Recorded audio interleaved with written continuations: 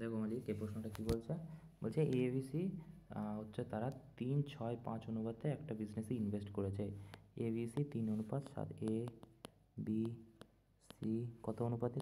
3-6 আর হচ্ছে 5 অনুপাতে। ভালো কথা। সি আর হচ্ছে এ আর সি হচ্ছে ওয়ার্কিং পার্টনার, মানে তারা কাজ করে, আর বি হচ্ছে একমাত্র স্লিপিং পার্টনার। ঠিক আছে, আমি এস লিখে দিলাম যাতে সুবিধা হয় বুঝতে। তাই কি বলছে, 3/4 হচ্ছে পাবে, মানে 4 যদি এ আর সি পায় তাহলে 3 পাবে হচ্ছে বি। তো বলছে যে 50,000 টাকা বছর শেষে প্রফিট হয়েছে, তার হাফ তারা ইনভেস্ট করে দিয়েছে, আর বাকি যে হাফ সেটা তারা ভাগ করে নিয়েছে। ঠিক আছে, এটাই প্রশ্নে বলা।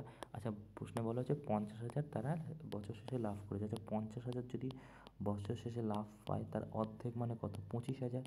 25,000 তাহলে তারা ইনভেস্ট করে দিয়েছে, আর হাতে 25,000 আছে। ঠিক আছে, তা হাতে যদি 25,000 হয়, প্রশ্নে দেখো বলা আছে 3/4 অনুপাতে ভাগ করা, মানে 3 পাবে, 3 পাবে। ঠিক আছে, 4 পাবে, 4 পাবে। ঠিক আছে, তাহলে 3/4 পাবে, এ পাবে হচ্ছে 3-6 18 পাবে, আর 4-5 20 পাবে হচ্ছে সি। ঠিক আছে, মানে এই অনুপাতে ওরা পাবে।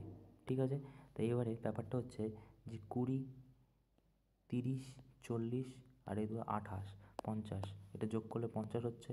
তা 50-এর ভ্যালুই তো তোমার হচ্ছে 25,000। কেন বলছি দেখো, বলছে যে এটাও তো রেশিওতেই দেওয়া, 3/4 মানে তো 3:4 রেশিওতে, মানে 3 পাবে হচ্ছে তোমার কী বলে বি, কারণ ও কোনো কাজই করতো না, জাস্ট ইনভেস্ট করেছে, আর এরা দুজন কাজ করতো ইনভেস্ট করার সাথে সাথে। তাই তাই জন্য সো আমরা এখানে এই অনুপাতে ভাগ করে দিয়েছি, তাহলে অনুপাত দাঁড়িয়েছে 12, 18, 20, তো যোগ করে 50। তাহলে এবারে প্রফিটটা ভাগ হবে। দেখো, এটা দিয়ে যদি এটাকে কাটা হয় তাহলে 5 5 5 25, 500, একের ভ্যালু 500। আমাদের প্রশ্নে কী চেয়েছে? প্রশ্নে চেয়েছে হচ্ছে সি কত পেয়েছে। আচ্ছা, সি এর রেশিও কত?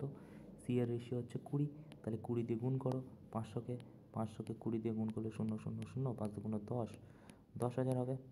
ঠিক আছে, 10,000 হবে উত্তর। তাহলে উত্তরে 10,000 কোথায় আছে? এই যে, ওকে, 3-এর দাগে উত্তর হয়ে যাবে।